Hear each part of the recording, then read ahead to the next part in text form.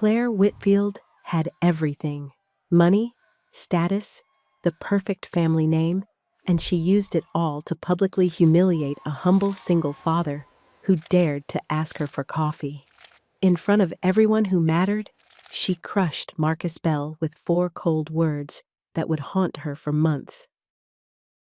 But karma has a way of rewriting the story, and when Marcus returned in a tailored suit, successful and self-possessed, Claire realized too late what she'd thrown away. Now she'll have to fight for a second chance she doesn't deserve, risking everything her mother taught her about image and control, all while a 7-year-old girl watches to see if promises can actually be kept. This is a story about pride, redemption, and discovering that real love is built in Tuesday homework sessions, not garden parties. And Claire's about to learn that the hardest apology is the one you have to prove with your life, not just your words. If you're watching this, subscribe and tell me where you're from, because this journey from shame to grace will remind you that it's never too late to choose what's real over what looks perfect. The afternoon sun hung high over the Whitfield estate, turning the lake into a sheet of hammered silver. Claire stood near the dessert tent, one hand pressing her headset closer to her ear, the other holding a clipboard that listed 47 details she needed to check before the garden party officially began. Around her, guests in pastel dresses and linen suits strolled across the lawn, champagne flutes catching the light. A string quartet played something soft and expensive near the rose arbor. Everything looked perfect. That was the point. Claire had learned early that perfection wasn't a gift, it was a job. Her mother, Evelyn Whitfield, had taught her that much. Every napkin folded just so, every smile timed to the second, every word chosen to fit the moment like a key in a lock. She tapped her pen against the clipboard and glanced toward the driveway. The vintage convertible, her mother's pride, a cream-colored 1965 Mustang, was supposed to arrive 10 minutes ago. Marcus Bell had promised to have it back by 2 o'clock, freshly tuned and gleaming. Claire checked her watch. 2:17. She exhaled slowly and reminded herself that Marcus was reliable. He always had been. For 3 years, he'd been the lead mechanic at Green's Garage, the only shop her mother trusted with the Mustang. He was quiet, careful, and never late. Until today. At 2:20, she heard the low rumble of the engine. The convertible rolled up the driveway, its chrome bumper catching the sun. Marcus climbed out, wiping his hands on a rag tucked into the pocket of his coveralls.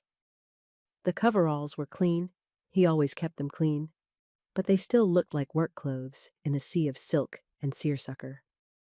Claire walked toward him, her heels sinking slightly into the grass. "You're late." "I know." His voice was calm, apologetic. "Timing belt took longer than I thought. Wanted to get it right." She softened a little. "It looks good. Runs better." He handed her the keys, then hesitated. "Claire, can I ask you something?" She glanced over her shoulder. A few guests had turned their heads, watching.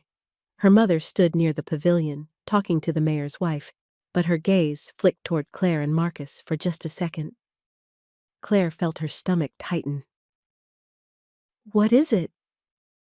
Marcus shifted his weight, hands loose at his sides.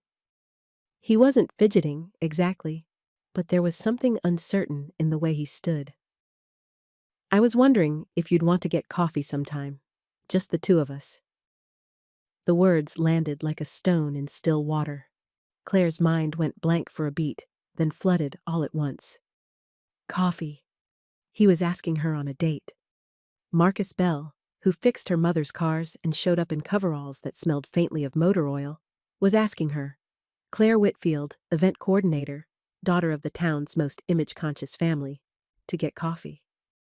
She felt the weight of eyes on her back. A woman in a yellow sundress leaned toward her husband and whispered something. 2 men near the bar turned their heads, one of them smirking. Claire's throat went dry. She opened her mouth and heard herself say, "That wouldn't be appropriate." The words came out smooth, polite, with a small smile attached. The kind of smile she'd been trained to use when turning down vendors who charged too much or guests who overstayed their welcome.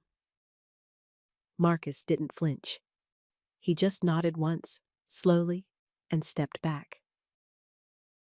"Okay, no problem." He walked to his truck, climbed in, and drove away without looking back. Claire stood there holding the keys, the smile still frozen on her face. Around her, the party continued.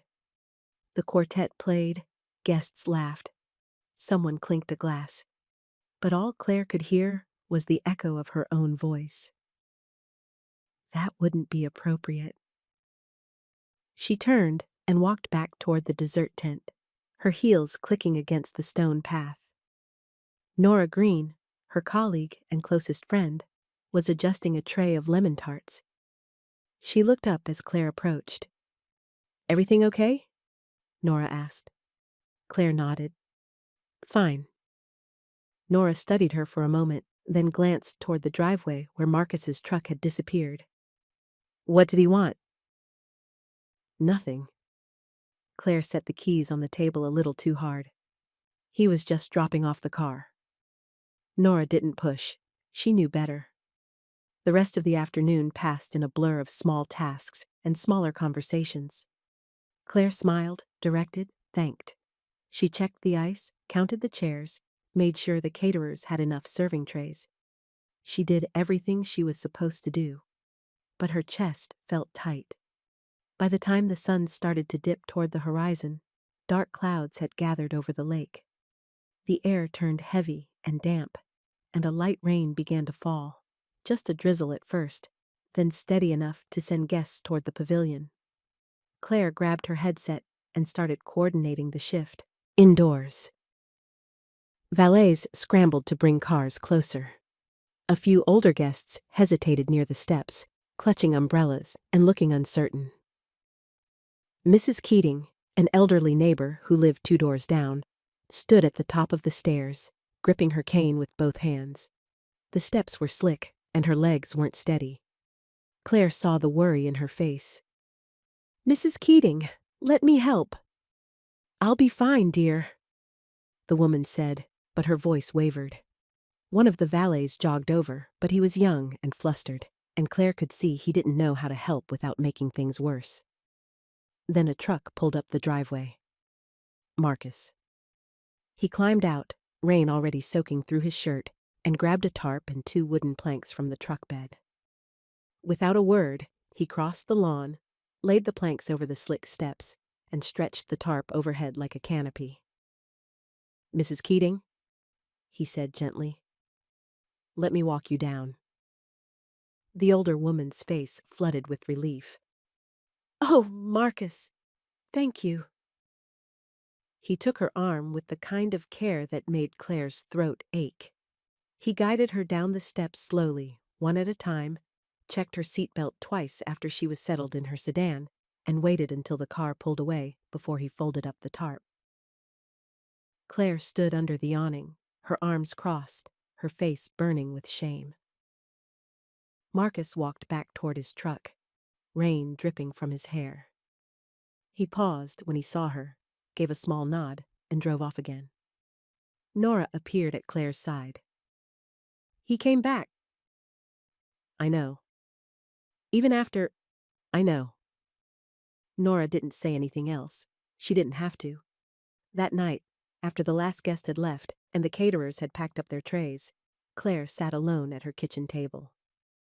The house was quiet except for the hum of the refrigerator and the soft patter of rain against the windows. She pulled out her phone and typed a message. "Marcus, I'm sorry about this afternoon. I shouldn't have said what I said. It was unkind, and you didn't deserve that." Her thumb hovered over the send button. She thought about the way he'd looked at her when she turned him down. No anger, no bitterness, just a quiet nod and a step back. She thought about the way he'd helped Mrs. Keating without hesitation, even after being humiliated in front of half the town.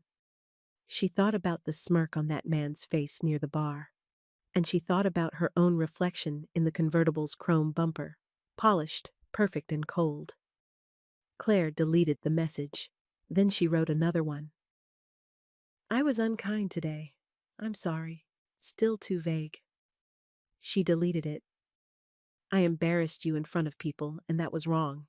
I'd like to apologize in person if you're willing. Better. Real.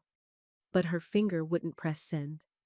She set the phone down and stared at the blank screen. She could call Nora. She could drive to the garage first thing in the morning. She could do 100 things, but all she did was sit there, shame settling in her chest like a stone. Finally, she picked up the phone and called Nora. Hey, Nora said. You okay? I need advice. Nora sighed. Claire, what did you do? I turned him down in front of everyone, and I did it in the worst way possible. Yeah, Nora said. I saw. I need to apologize. Good. Do it in person. I was going to text. No. Nora's voice was firm. Don't make it about how you sounded. Say what you did, face to face, tomorrow. Claire nodded, even though Nora couldn't see her. Okay? Okay. They hung up. Claire set an alarm for 6:30, climbed into bed, and stared at the ceiling until sleep finally pulled her under. The next morning, she woke before the alarm. She dressed in jeans and a simple blouse, pulled her hair into a ponytail, and drove to Green's garage before the sun was fully up. The parking lot was empty except for a single car she didn't recognize. The bay doors were still closed. Claire parked near the entrance and waited. At 7:15, a man she didn't know unlocked the front door. He was younger than Marcus, maybe mid-20s, with a name tag that read Cade. Claire climbed out of her car and walked toward him. Excuse me, is Marcus here? Cade looked up from a clipboard. Marcus Bell? Yes. He doesn't work here anymore. The words hit her like cold water. What? Sold his tools 2 days ago. Said he was moving to the city for something bigger. Cade shrugged. Didn't leave a forwarding number or anything. Claire stood there, frozen. You need something? Cade asked. She shook her head slowly. No, thank you. She walked back to her car, climbed in, and sat with her hands on the wheel. Gone. He was gone. She pulled a pen and a notepad from her glove box and wrote quickly, her handwriting shaky. Marcus, I don't know if you'll ever see this, but I need to say it anyway. I was unkind at the garden party. I embarrassed you in front of people, and that was wrong. You didn't deserve that. I'm sorry. Truly. Claire. She folded the note, walked back to the garage, and handed it to Cade. If you hear from him, could you give him this? Cade tucked the note into his back pocket. Sure. Claire nodded, got back in her car, and drove home. She didn't cry. She just sat in the driveway for a long time, whispering to the empty air. I'm sorry, wherever you are. The weeks that followed were quiet and unremarkable. Claire coordinated a fall harvest dinner, a club fundraiser, and a series of holiday events at the pavilion. She smiled, worked, and went home alone. Nora noticed the way Claire's gaze lingered whenever a dark sedan passed the town hall. Still thinking about him? No, Claire lied. Nora didn't push. By early winter, snow dusted the lake, and the town settled into its cold weather rhythm. Claire wrapped string lights around the pavilion columns, attended a club dinner her mother insisted on, and turned down a second date with a banker who talked only about himself. She thought about Marcus less often, or at least she told herself she did. Then, 2 weeks before Christmas, the town council sent out a notice. Facility service contracts were up for bid. Vendors were invited to present proposals at the council annex the following Wednesday. Claire attended as the venue representative, clipboard in hand, ready to take notes. The meeting room was plain, folding chairs, fluorescent lights, A long table at the front. Vendors filed in one by one, setting up binders and laptops. Claire glanced at the agenda. The last name on the list made her breath catch. Bell and Alvarez Fleet Services. She looked up just as the door opened. Marcus walked in, wearing a tailored charcoal suit that fit him perfectly. His shoes were polished. His tie was straight. Behind him, a man with a laptop bag followed. Tommy Alvarez, she assumed. Marcus's gaze swept the room and landed on her. For a moment, neither of them moved. Then he nodded once, polite and distant, and took his seat at the front. Claire's heart pounded so hard she thought everyone in the room could hear it. The presentation lasted 12 minutes. Marcus stood at the front of the room, calm and clear, walking the council through maintenance schedules, cost breakdowns, and night shift roadside support. His voice was steady. His posture was confident. He answered questions without hesitation, and when someone asked about response times, Tommy pulled up a chart that showed their average was under 40 minutes. Claire sat 3 rows back, her pen hovering over her notepad. She hadn't written a single word. She couldn't stop staring. This wasn't the man in coveralls who'd asked her for coffee. This was someone else, someone polished, professional, self-possessed. Someone who'd walked away from a small-town garage and built something bigger. Someone who'd moved on. When the presentation ended, the council thanked them, and Marcus shook hands with 2 board members before gathering his materials. Claire watched him slide papers into a leather portfolio, watched Tommy close the laptop, watched them head toward the door. She stood before she could think about it. "Excuse me," she murmured to the woman beside her, then slipped into the aisle and out into the hallway. The corridor was quiet, lit by pale winter light from the tall windows. Claire walked quickly toward the lobby, her heels clicking against the tile. She found the coffee station near the front desk and poured herself a cup she didn't want, just to have something to do with her hands. She waited. 5 minutes passed, then 10. At 15, she heard voices near the main entrance. She turned and saw Marcus and Tommy walking toward the doors, their coats draped over their arms. "Marcus!" she called. He stopped, turned. His expression didn't change. Polite, neutral, waiting. Claire crossed the lobby, her heart hammering. "Do you have a minute?" Marcus glanced at Tommy, who gave a small nod and said, "I'll wait in the car." Tommy left. The lobby doors swung shut behind him. Marcus looked at Claire. "What do you need?" The words were courteous, but distant, like she was a client, not someone he'd once asked to coffee. Claire set her cup down on a nearby table. "I wanted to apologize for the garden party. I shouldn't have said what I said." Marcus didn't react. He just waited. She kept going. "I embarrassed you in front of people, and that was wrong. You didn't deserve that. I left a note at the garage, but I don't know if you ever got it." "I got it," he said quietly. Relief flickered through her. "Oh, good." He shifted the portfolio to his other hand. "Is that all?" The question was calm, but it stung. Claire hesitated. Yes, I just wanted to say that. To your face." Marcus nodded once. "I appreciate it." He turned to go. "Wait," she said. He paused, but he didn't turn back around. "How's your daughter?" Claire asked. She didn't know why she said it. She just needed to keep him there a little longer. Now he turned. His expression softened, just a fraction.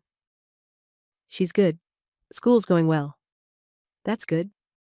Claire swallowed. "There's a school fair next week, right? I saw the flyer at the post office." "Yeah." He checked his watch. "I need to pick her up in 40 minutes. "Of course." Claire stepped back.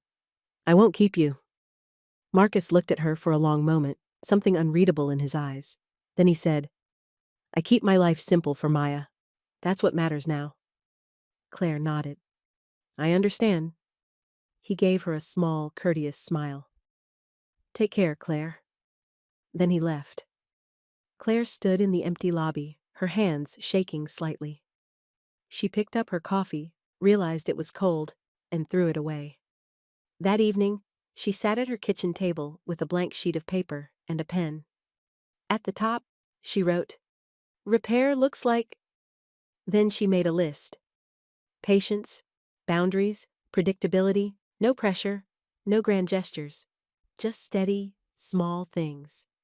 She stared at the list for a long time. Then she pulled out her phone and drafted a text to Tommy Alvarez. She'd gotten his number from the council contact sheet. "Hi, Tommy. This is Claire Whitfield from the council meeting today. I have a children's book I think Maya might like. I saw it on the summer reading table at the library. Would it be okay if I dropped it off at your office?" No need to reply if that's not appropriate. Claire. She read it 3 times before hitting send. Then she set the phone down and exhaled. The next morning, she stopped by the library and found the book, a story about a girl who built a treehouse and learned to ask for help. She wrapped it in simple brown paper and put it in a tote bag with a short note. For Maya, only if appropriate, no need to reply. Claire. She dropped it off at Tommy's office before work, left it with the receptionist, and drove away before she could second-guess herself. That evening, Tommy sent Marcus a photo of the book and the note. Marcus stared at the screen for a long moment. Tommy texted, "Harmless?" Marcus typed back, "Looks careful. I'll show Maya." That night, after homework and dinner, Marcus sat on the couch with Maya curled up beside him. He showed her the book. "This is from Miss Claire," he said. "The lady I told you about. She thought you might like it." Maya looked at the cover, then up at her dad. "Is she nice?" "I think so," Marcus said carefully. Maya opened the book and started reading. Marcus listened, his arm around her shoulders, and wondered what Claire Whitfield was really trying to say. Saturday morning arrived cold and bright. Claire stood at the farmer's market near the town square, comparing tomatoes she didn't need, when she heard a familiar voice. "Dad, can we get honey?" Claire turned and saw Maya Bell standing near the honey booth, her hand tucked into Marcus's. She wore a purple coat and a knit hat with a pom-pom on top. Marcus glanced up and saw Claire. For a second, neither of them moved. Then Claire smiled, small, genuine, and Marcus nodded in return. Maya tugged on his hand. "Dad, that lady's looking at you." Marcus's mouth twitched. "I know, sweetheart." Claire walked over slowly, giving them space to move away if they wanted to. When she was a few feet away, she stopped and knelt down so she was at Maya's eye level. "Hi," she said softly. "You must be Maya." Maya nodded, shy but curious. "I'm Claire. I sent you a book. Did you like it?" Maya's face lit up. "The treehouse one?" "That's the one." "I liked the part where she asked her neighbor to help with the roof," Maya said, "because she couldn't do it alone." Claire's chest tightened. "That was my favorite part, too." Marcus watched the exchange carefully, his hand resting lightly on Maya's shoulder. He didn't say anything, but he didn't pull her away either. "What other stories do you like?" Claire asked. Maya thought for a moment. "I like the ones with brave girls, and animals, and happy endings." Claire smiled. "Those are the best kind." Maya nodded seriously, then she looked up at her dad. "Can we get the honey now?" "Yeah," Marcus said. "Let's go." Before they left, Claire stood and met Marcus's eyes. "Thank you for letting me say hello." He held her gaze for a beat longer than necessary. "She liked the book." "I'm glad." They walked away, and Claire stayed where she was, her hands tucked into her coat pockets, watching them disappear into the crowd. Later that afternoon, Tommy sat in the shop office, going through invoices, when he came across an old flyer tucked into a folder. It was from 3 years ago. A private benefit Claire had organized for the hospice wing at County General. Maya's mother had spent her last weeks there. Tommy stared at the flyer for a long time. Then he took a photo and sent it to Marcus with a single line of text. "Did you know about this?" Marcus opened the message, looked at the image, and went very still. He hadn't known. That evening, after Maya was asleep, Marcus sat on the porch with his phone in his hand. He typed slowly, deleting words twice before he settled on something simple. Coffee, daytime, near school, rules first. He sent it to Claire before he could change his mind. Claire was sitting on her couch, halfway through a documentary she wasn't really watching, when her phone buzzed. She read the message 3 times. Then she typed, "Yes." "When?" Marcus replied. "Tomorrow, 3 p.m., Cafe on Maple." Claire set the phone down and exhaled. Her hands were shaking. The cafe was small and warm, with wide windows that let in the afternoon light. Claire arrived 5 minutes early and ordered tea she didn't drink. She sat at a table near the back, her coat folded over the chair beside her, and waited. Marcus walked in at exactly 3 o'clock. He wore jeans and a dark sweater, and he looked tired, good tired, like someone who'd been working hard and sleeping well. He sat down across from her. "Thanks for coming." "Of course." They were quiet for a moment. Then Marcus said, "I want to be clear about something. If we're going to try this, whatever this is, it has to work around Maya, not the other way around." Claire nodded. "I understand. That means no surprise drop-ins, no last-minute plans. Her routines come first. School, homework, bedtime, all of it." "Okay." "And if it doesn't work out," Marcus continued, his voice steady, "we end it quietly. No drama, no confusion. She doesn't need that." Claire met his eyes. "I don't want to hurt her. Or you." "I know." He exhaled. "I just need to make sure we're on the same page." "We are." He relaxed a little. "Okay." Claire folded her hands on the table. "I was thinking we could start with short, predictable moments. Nothing big, just time where Maya feels safe and I'm not pushing." Marcus looked at her, something shifting in his expression. "You've thought about this?" "I have." He nodded slowly. "Okay, let's try." They talked for 20 more minutes about schedules, boundaries, and what trying might look like. When Marcus glanced at his watch and said he had 12 minutes before pickup, they walked out together. At the school gate, a woman in a yellow cardigan leaned toward her husband and whispered, "Isn't that the Whitfield girl?" Claire heard it. She kept her eyes on Marcus and Maya. That evening, Evelyn called. "Claire, darling, I'm hosting a dinner next week. I'd love for you to come. There's someone I'd like you to meet, a lawyer from the city. Very nice family." Claire took a breath. "I have plans, Mom." "Plans?" "I'm reading with a friend's child." There was a long pause. "I see." Claire didn't explain, didn't apologize. "We'll talk," Evelyn said finally and hung up. Claire set the phone down and stared at the wall. She knew what "we'll talk" meant. It meant her mother had heard something. It meant the whispers had started. But Claire didn't care.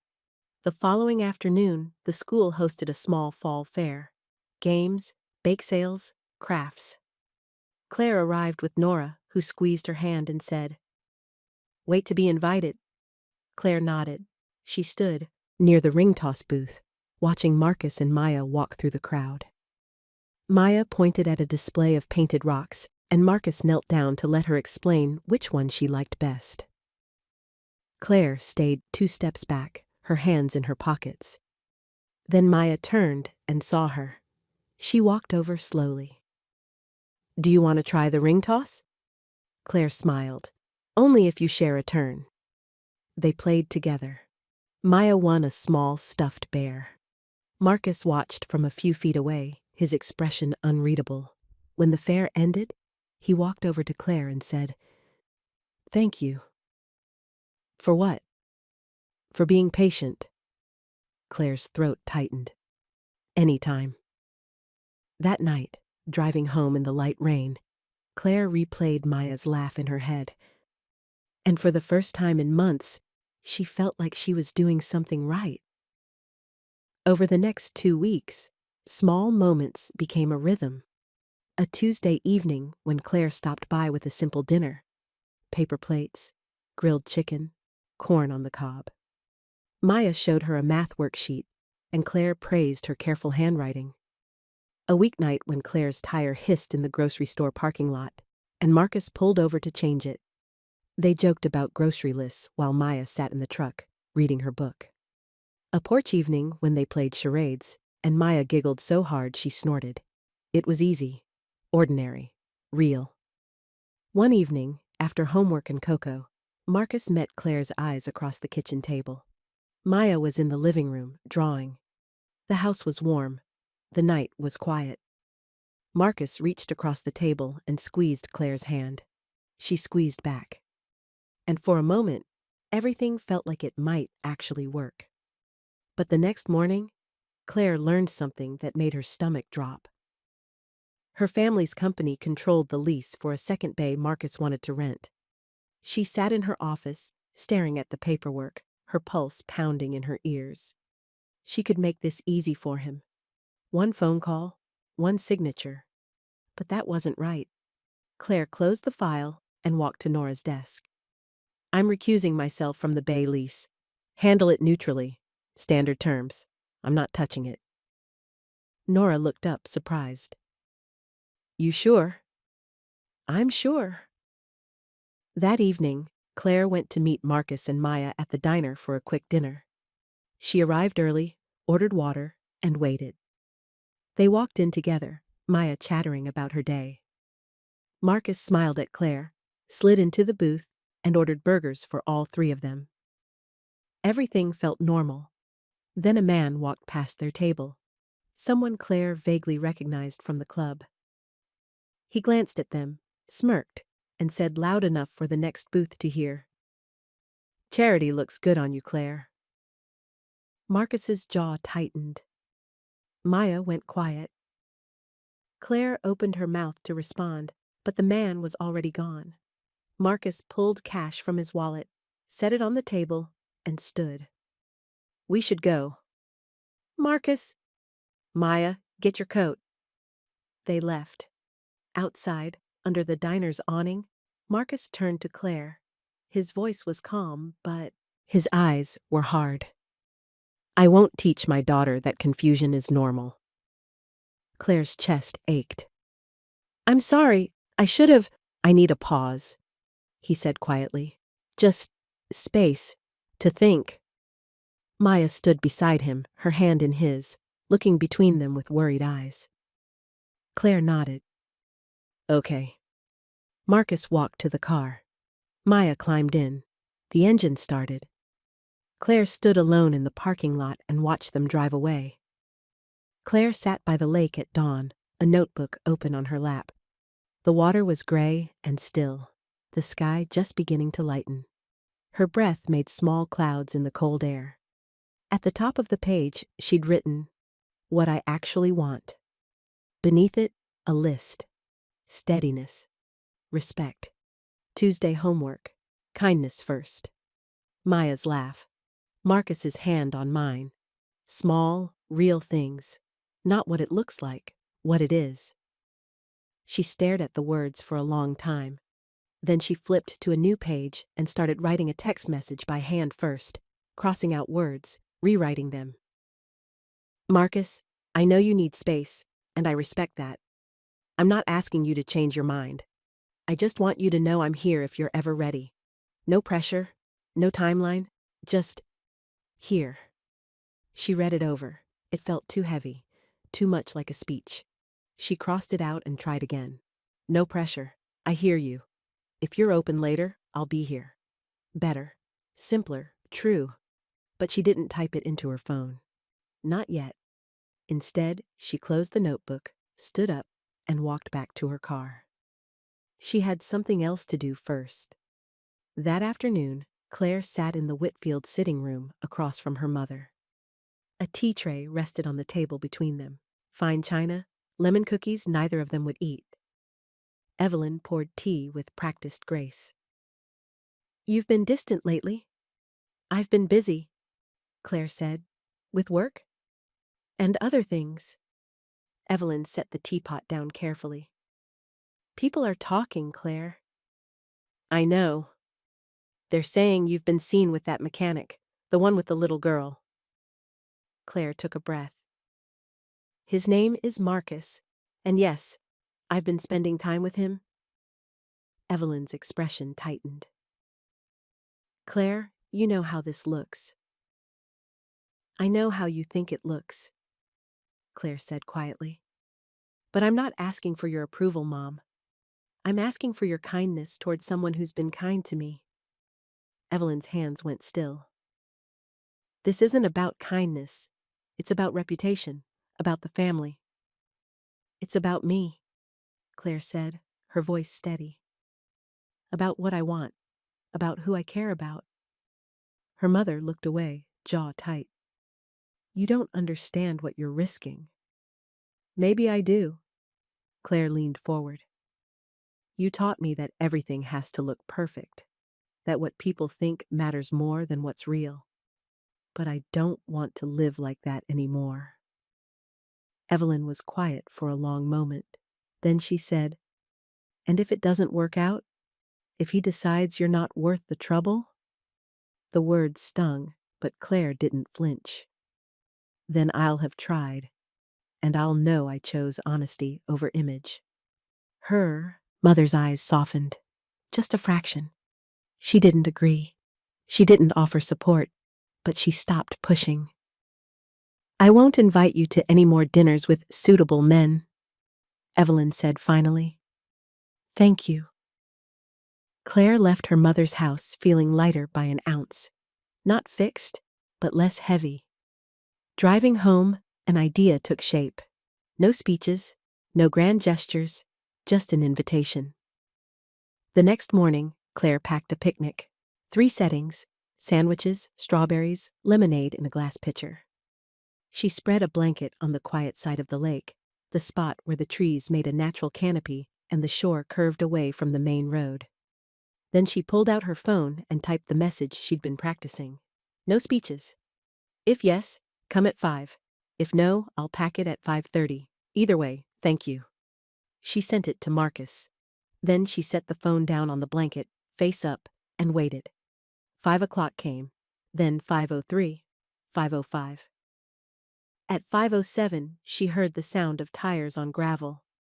A familiar sedan pulled into the small clearing near the trees. The engine cut off. The door opened. Maya stepped out first, her purple coat bright against the gray afternoon. Marcus followed, his hands in his pockets, his expression cautious but open. They walked toward the blanket together. Claire stood, her heart pounding. "Hi."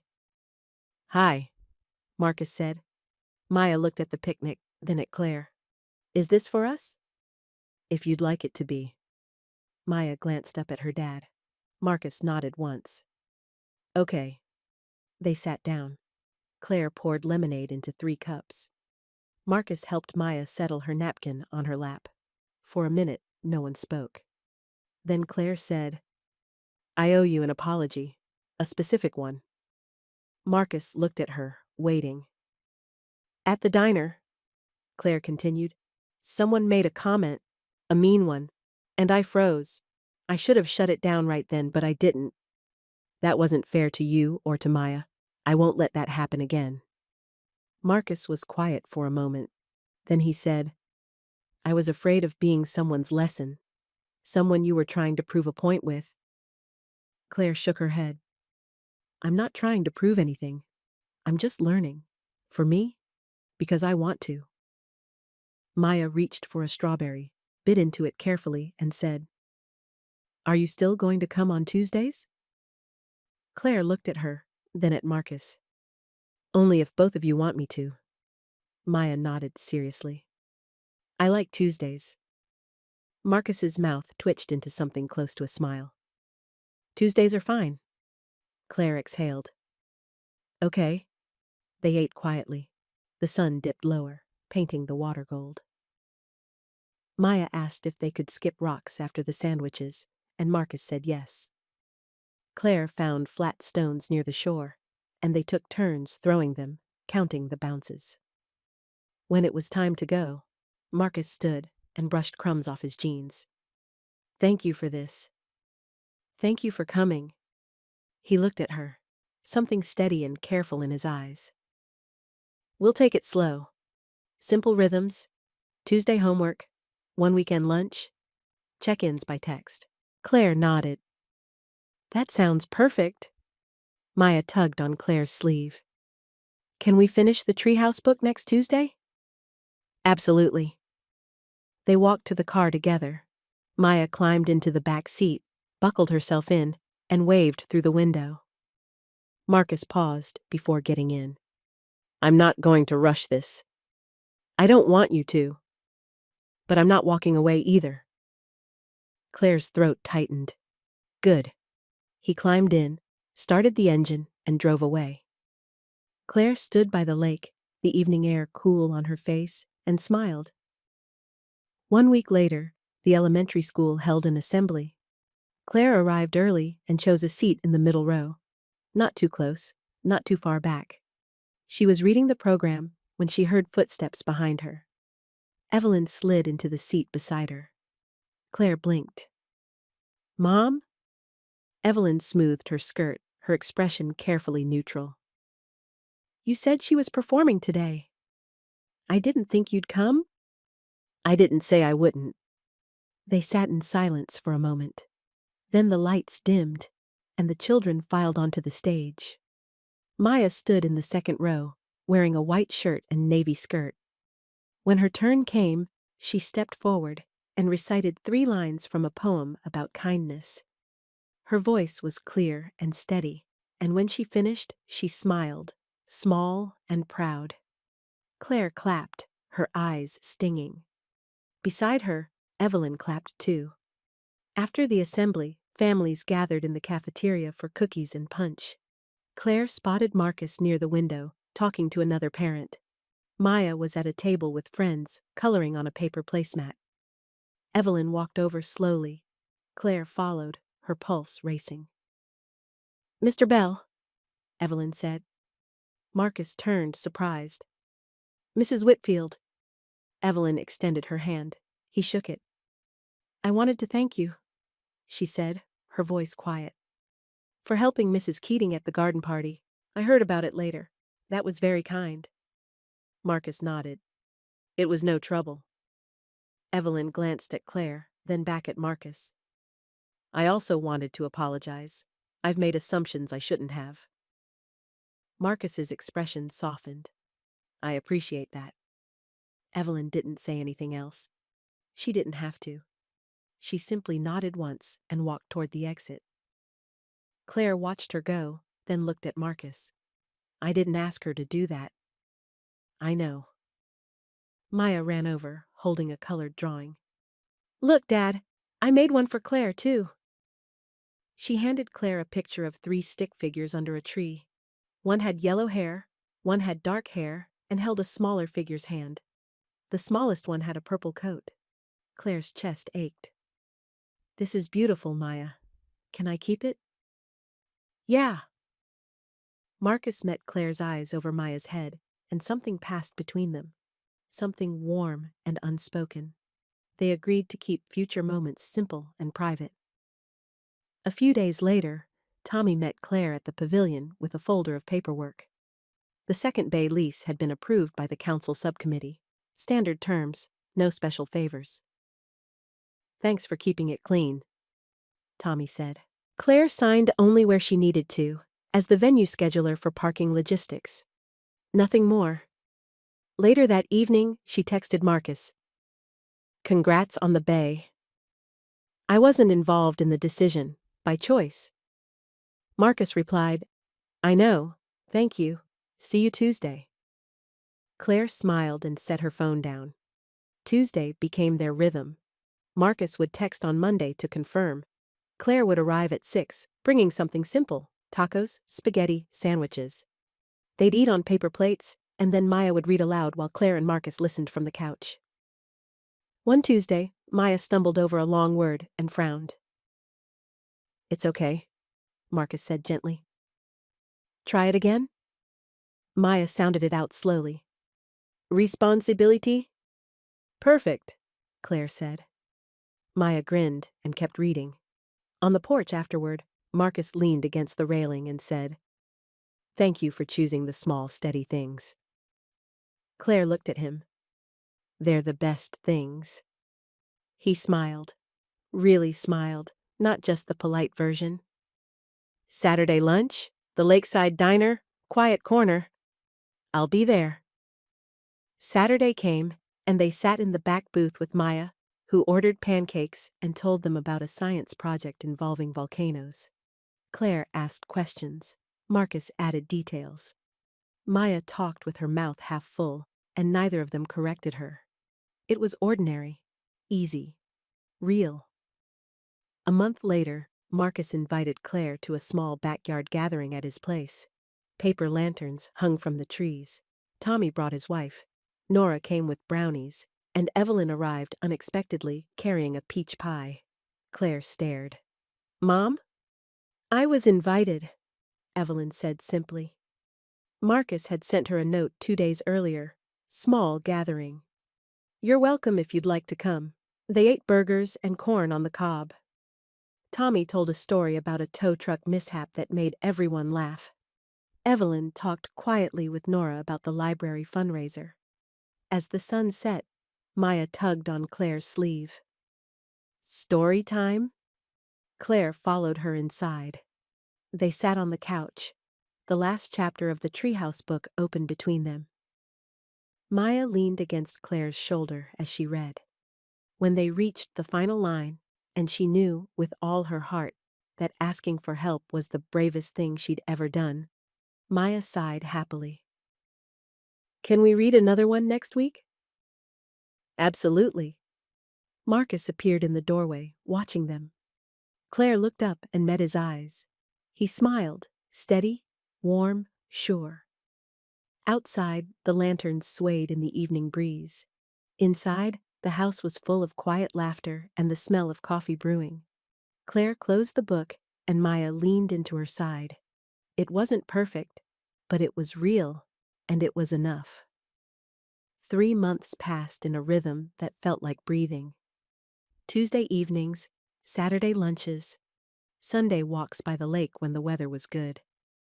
Maya's science fair project, a solar oven made from a pizza box that Claire helped paint silver. A flat tire Marcus changed in Evelyn's driveway, while Claire's mother watched from the window, then brought out lemonade without being asked. Small things, steady things, things that lasted. One April evening, Claire sat on Marcus's porch while Maya finished her homework inside.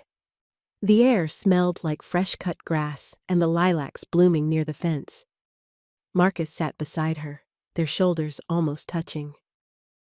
"She asked me something today," he said quietly. Claire looked at him. "Maya?" He nodded. "She asked if you were going to be around for a long time." Claire's breath caught. "What did you tell her?"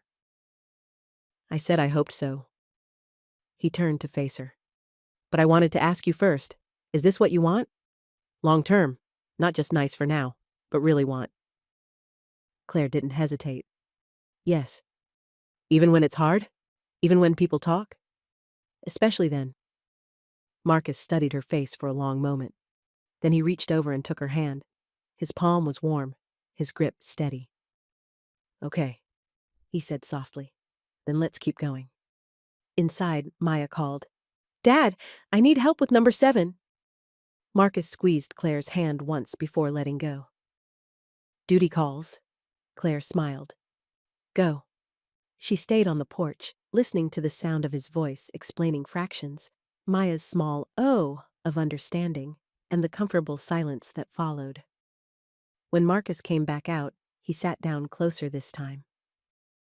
"She's making flashcards now. We've got 10 minutes. What do you want to do with 10 minutes? He kissed her. It was soft and careful and sure. Nothing rushed, nothing uncertain. Just his hand on her cheek and her fingers curling into the fabric of his shirt and the quiet knowledge that this was real. When they pulled apart, Claire was smiling.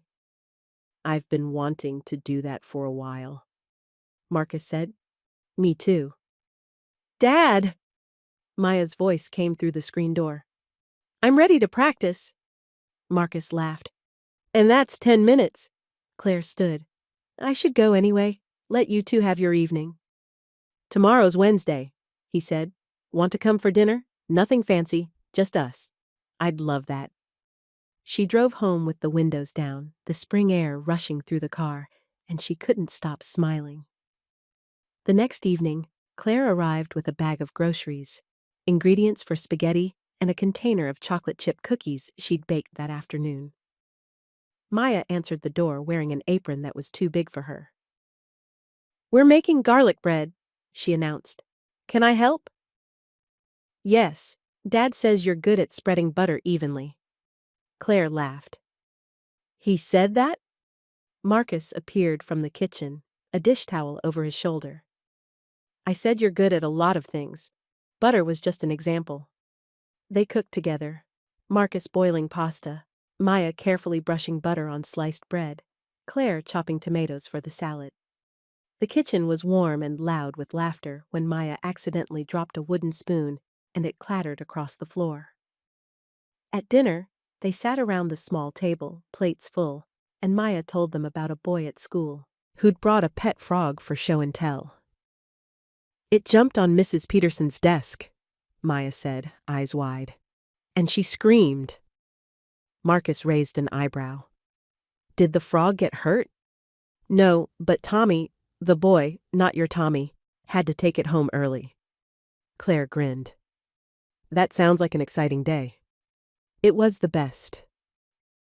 After dinner, they played a board game that involved building a castle out of cards. Maya won twice. Claire came in last both times, and Marcus teased her gently about her engineering skills. When it was time for bed, Maya hugged Claire goodnight. "Will you be here on Saturday?" "If that's okay with you and your dad." Maya looked at Marcus. He nodded.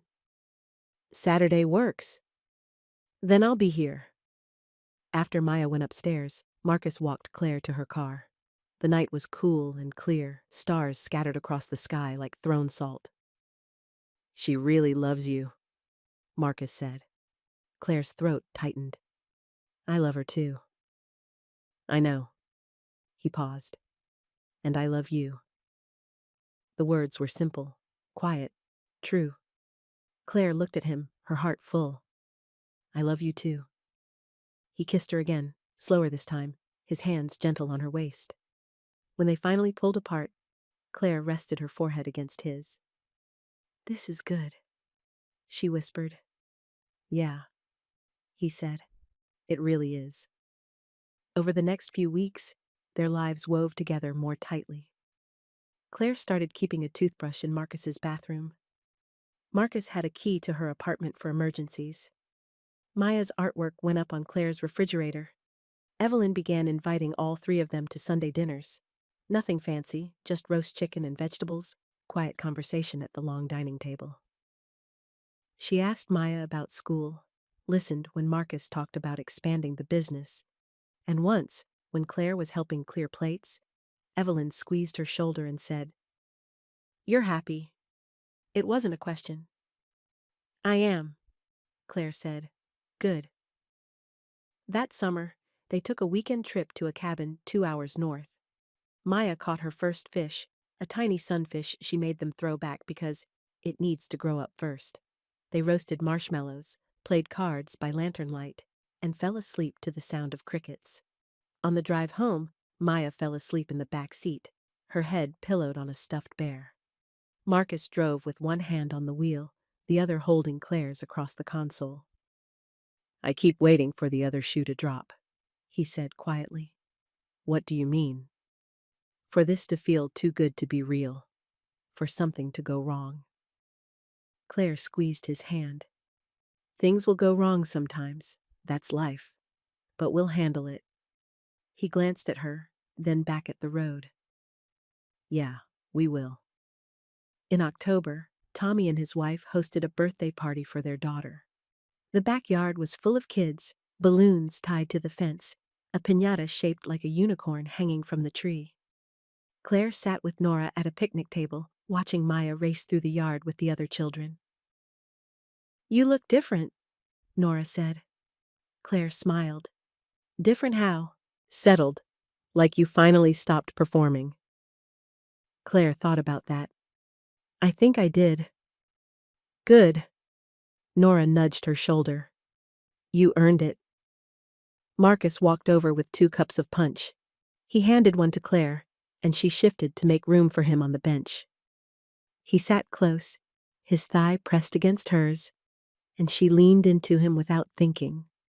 Across the yard, Evelyn stood near the dessert table, talking to Tommy's mother. She glanced over at Claire and Marcus, and for just a moment, she smiled. That evening, after the party, they went back to Marcus's place. Maya had a sugar crash and fell asleep on the couch before 8 o'clock.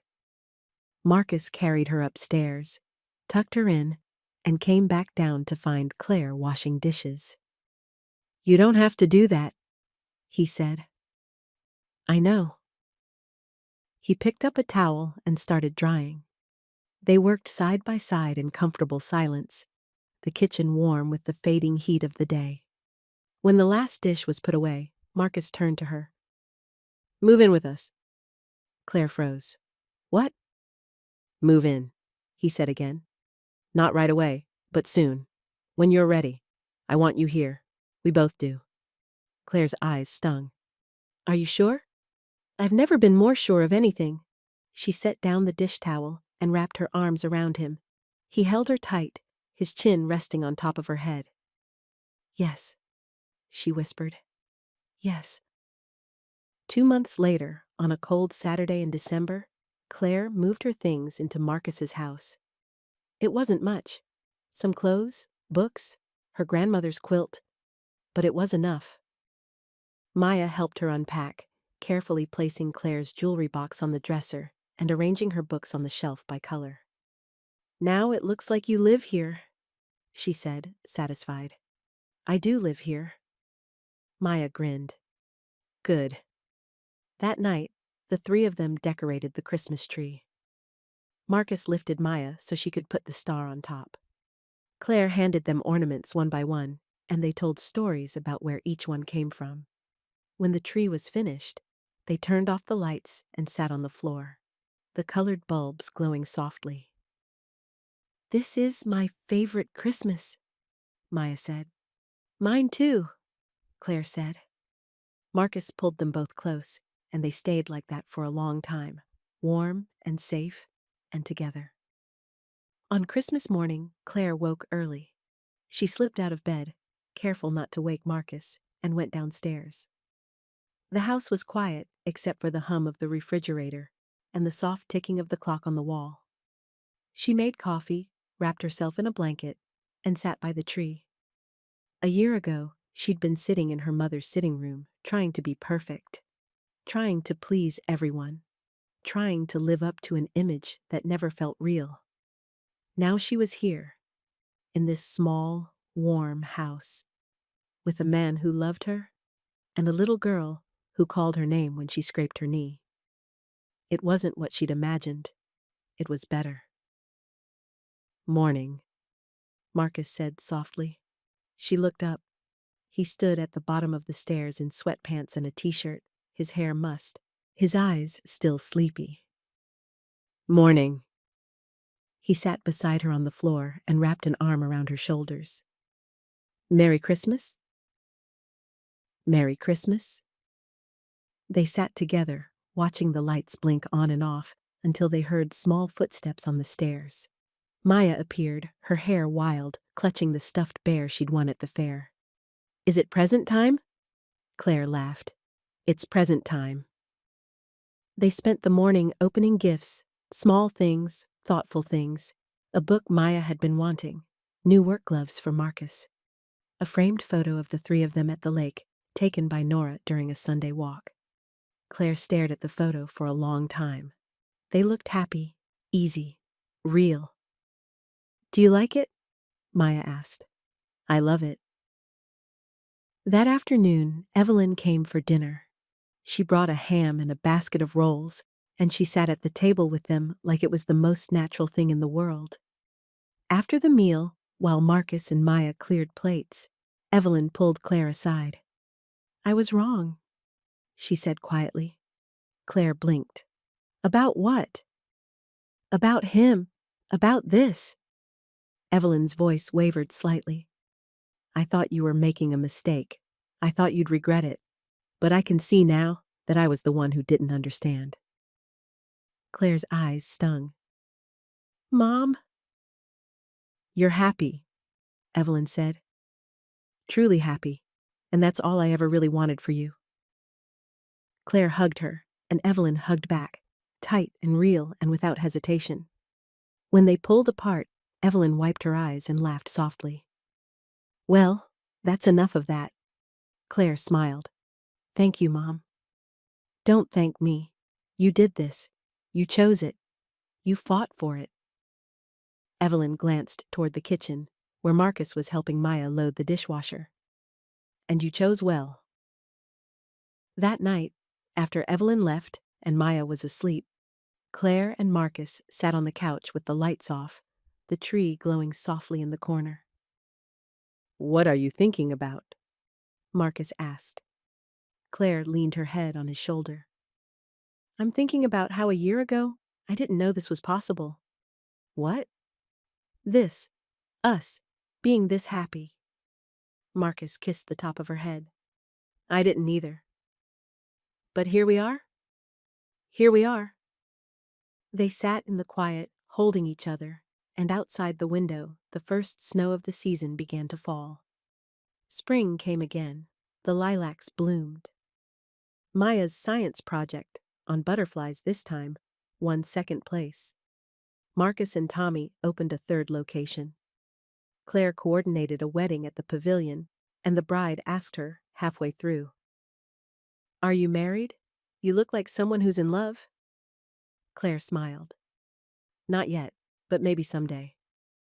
"He's lucky," the bride said. "I'm lucky too." On a warm evening in May, Marcus made dinner while Claire and Maya set the table. They were laughing about something silly, a joke Maya had told badly, when Marcus said, "Hey, Claire." She looked up. "Yeah?" He was holding a small box. Her breath stopped. Maya's eyes went wide. "Dad, is that—" "Maya and I talked about this," Marcus said, his voice steady. "We both agree." He crossed the room, knelt down in front of Claire, and opened the box. Inside was a simple ring, silver, with a small stone that caught the light. "I love you," he said, "and I want to spend the rest of my life proving it. Will you marry me?"